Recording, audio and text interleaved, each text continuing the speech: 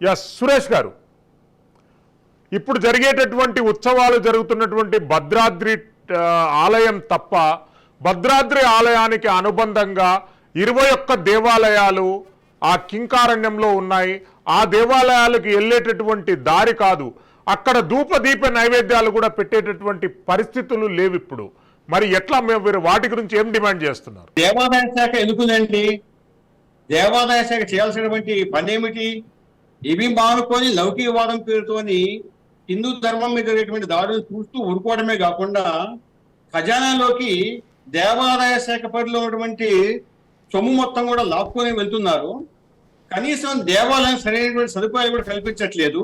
వాళ్ళ స్వార్థానికి వాళ్ళు లౌకికవాదం పేరుతోని ఈ దేవాలయాల నుంచి తీసుకునేటువంటి కాజేసేటువంటి సొమ్ము మొత్తం కూడా లౌకికవాదం పేరుతోని అన్యమతస్తులకి, అంటే ఎవరైతే ఈ ధర్మాన్ని నాశనం కొడుతున్నారో, ఎవరైతే దేవాలయాల మీద దాడులు చేస్తున్నారో ఈ సొమ్ము మొత్తం వాళ్ళకి ఇస్తున్నారంటే దీని అర్థం ఏంటంటే దేవాదాయ శాఖ పని అదేనా?